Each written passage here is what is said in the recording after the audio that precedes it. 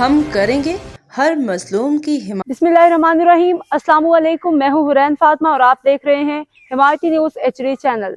नजर डालते हैं आज की अहम खबरों पर। दादू तालीमी बहरान और बेनजीर इनकम सपोर्ट प्रोग्राम पे अवामी शिकवे। रोजनामा हमायती न्यूज़ की रिपोर्ट। दादू रिपोर्ट। हाकम अली दल जिला दादू में तालीमी निज़ाम की अबतर सूरत हाल और Benazir income support programme BISP से मुतालिक अवामी शिकायत सामने आ गई हैं। मंजूर अली समाने ने रोजनामा हमायती न्यूज़ की सीनियर सहाफ़ी हाकम अली दल से बात करते हुए बताया कि उनके इलाके के स्कूलों में ना प्रिंसिपल मौजूद है, ना ही साजा की मुनासिब तादाद, जिसके बायस बच्चों की तालीम बुरी तरह मुतासिर हो रही है। उन्होंने कहा कि बाद स्कूलों में तो मुस्तकिल तौर पर साजा की अदम मौजूदगी के बायस तालीमी सरगर्मियाँ मुअत्तल दिखाई देती हैं, जबकि किसी जिम्मेदार अफसर की जानिब से निगरानी भी नहीं की जा रही। मंजूर अली समाने ने बेनज़ीर इनकम सपोर्ट कार्ड के हवाले से भी शिकायत करते हुए कहा कि मुस्तहिक खानदानों को बर वक्त और शफाफ तरीके से सहूलत फराहम नहीं की जा रही।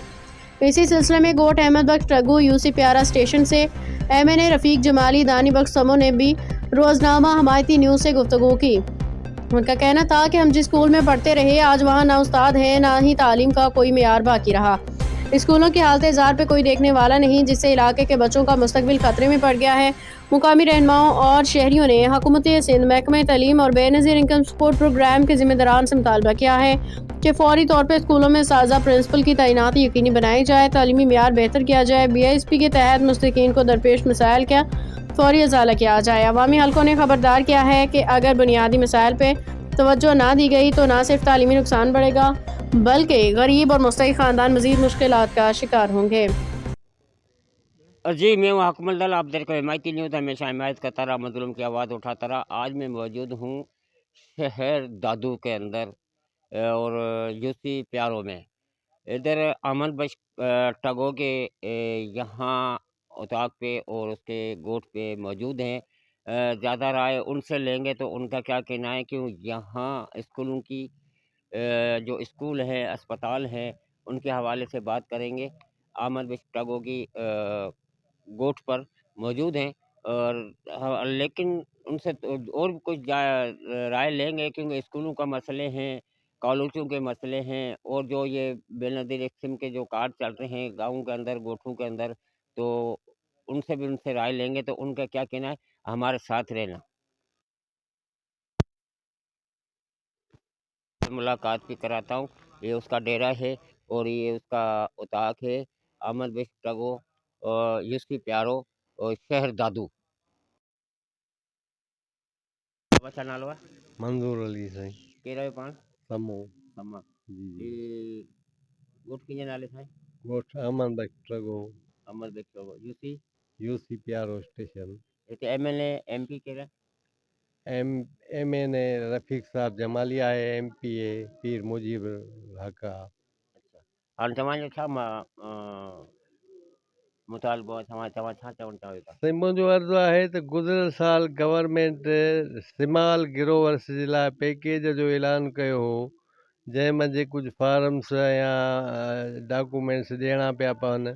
पोइ पटवारीअ सां तपेदार सां मिलियासीं, उन जो बाबा ख़र्ची पाणी करायो। असां उनखे कान कराई, उन करे असांखे ₹1,00,000 ॿिनि किस्तुनि में मिलणा हुआ, जंहिंजा सिर्फ़ु मूंखे ₹40,000 हिकु किस्त मिली, ॿी किस्त जा ₹60,000 मूंखे मिलिया ई कोन। वरी असांखे हिन साल ॾाढी ख़ुशी थी त एग्रीकल्चर वारनि जे हवाले कयो अथनि ऐं हाणे जीअं गवर्नमेंट ऐलान कयो तीअं असां स्माल ग्रोवर्स जेके आहियूं सो कार्ड ठाराइण जे लाइ एग्रीकल्चर ऑफिस जा उते फार्म्स पुर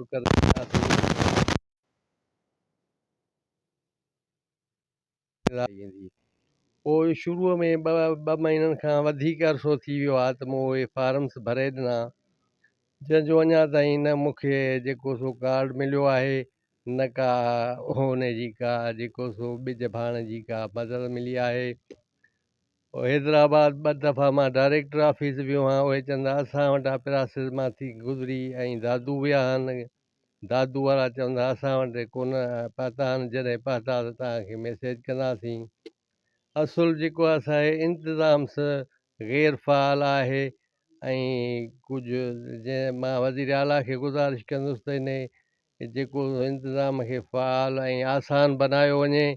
ऐं सभिनी मुस्तहक़ीन खे जेको सिमाल ग्रोवर्स आहिनि उन्हनि खे जेको सो ही कार्ड आसानीअ सां ठाहे ॾेई ऐं हक़दारनि खे हक़ु ॾिनो वञे, छाकाणि त हिन मसइले असांखे घणो परेशान करे रखियो आहे। सुबुह सां उथूं था, कलाम पाक जी तिलावत पोइ था कयूं, पहिरियां पढ़ूं था त को मैसेज त कोन आयो आहे। डेली ॾिसी ॾिसी असांजूं अखियूं थकिजी पियूं आहिनि, जंहिं लाइ हुकूमत खे वज़ीर आला ख़ुसूसन वज़ीर आला खे गुज़ारिश कंदुसि त हिन खे आसान तरीक़ो बणायो वञे ऐं सभिनी मुस्तहक़ीन खे जेके असां सिमाल ग्रोवर्स आहिनि इंसान जेके हिते ज़िम्मेवार माण्हू आहिनि, जा MP आहे, MLA आहे, नाज़िम काउंसलर आहे, जेको ज़िम्मेवार आहे, कॾहिं कोशिशि कई तव्हां वटि सां ॻाल्हि ॿोल करण जी? साईं हिते असां उन्हनि सां उहे अक्सर करे हिते घटि था रहनि, असां ऐं ॿाराड़ीअ जा माण्हू असांजा MP MNAs ख़ुसूसन हैदराबाद कराची इस्लामाबाद हेॾे रहनि पिया, उन्हनि सां मेल जोल घटि थो थिए। बाक़ी जेकॾहिं को डिस्ट्रिक्ट काउंसिल जा आहिनि त उन्हनि जे लाइ असांजो शहर ॿुॾो पियो आहे, जेकॾहिं को माण्हू मरी वञे त को लाश खे बि नथा खणी वञी सघूं, उन्हनि खे ॻोठ जे मसइलनि लाइ चई चई बीठा आहियूं, को बि हल नथो थिए जो का घिटी पकी थिए, को असांखे निकाल जी नाली ॾिनी वञे, छाकाणि त असांजो ॻोठु हिकिड़ो मरकज़ी ॻोठु आहे जेको क़दीमी ऐं मरकज़ी ॻोठु आहे। चोतरफ़ जे ॻोठनि जो हिकिड़ो तालीम जो, वापार जो, आमदरफ़्त जो, सिहत जो मरकज़ी ॻोठु आहे। असांजे ॻोठ में जाम सादिक अली जेको सो पुलिस पोस्ट मंज़ूरु कई हुई, जेका अञा ताईं मंज़ूरु आहे डॉक्यूमेंट्स में, लेकिन अञा ताईं असांखे न पुलिस ॾिनी वई आहे न थाणे जी बिल्डिंग ॾिनी वई आहे, जंहिं करे लुच लोफरनि जो आज़ार वधी वियो आहे। सर तव्हां हिते जेको MP आहे जी सर। त उन जो नालो छा ॿुधायो तव्हां? पीर मुजीबुल हक़। ऐं नाज़म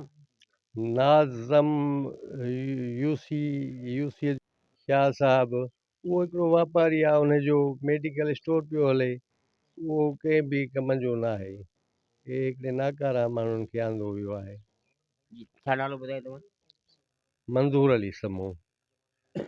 जी बिल्कुल, मंजूर अली समय की आपने बातचीत सुनी, और यहाँ गरीब तबके से सारे जो लोग होते हैं ताल्लुक़ रखने वाले, वो यहाँ रहते हैं, मगर इसने अप्लाई करी हुई है, UC MNO को भी बोला हुआ है, मगर इसकी कोई भी रसवाई नहीं हो रही, इसकी कोई भी अपील नहीं सुनाई जा रही। तो ये सैयद मुराद अली साहब CM साहब को, क्योंकि ये सिंध जो सिंध के अंदर जितने भी शहर हैं, यहाँ पूरी सिंध में तो पीपल्स पार्टी की हुकूमत है, मगर यहाँ जाले भी पीपल्स पार्टी के हैं और कारकुन भी पीपल्स पार्टी के हैं। यही कल खड़े होकर पीपल्स पार्टी में वोट देते हैं और ये जो जलसे जुलूसों में जाते हैं, मगर ये आज ये एक दादू से हैदराबाद से दादू उनके चक्कर लग रहे हैं। जो उनसे बातचीत की हुई थी, वो आज तक इनको कोई भी रिस्पॉन्स नहीं मिली, ना कोई ऐसा कोई बात हुई है। तो कैमरा टीम जाने अली दल के साथ हाकिम। अस्सलाम वालेकुम सर। वालेकुम सलाम सर क्या नाम है? सही, मेरा नाम धनी बख्श समूह है जी जी। तो सर आज क्या कहोगे, आज आपके शहर में भी आए आपके? नहीं, मैं तो शुक्रगुजार हूँ तमाम दोस्तों का कि मस्कीन को यहाँ ले आए। बस वो मेरा प्रोग्राम भी बस ऐसे ही था कि जाना है कि नहीं जाना, लेकिन हमारे लेबर ब्यूरो के डिस्ट्रिक्ट के जो प्रेसिडेंट हैं नवाज़ हिमायती साहब और गुलाम शबीर टलानी साहब, इन्होंने मुझसे रब्ता किया कि जी तैयार हो जाएं और बस चलते हैं। मैं भी बस अचानक तैयार हो गया और नसीब की बात है, और मैं यहाँ आया और अपने गांव वालों से भी मुलाकात हुई, अपने वालदेन के मज़ार पे भी मैंने हाज़िरी दी। मेरे लिए तो खुशाइन बात हो गई। और अभी हम जा रहे हैं कायद इनकलाब मोहतरमा शहीद बेनज़ीर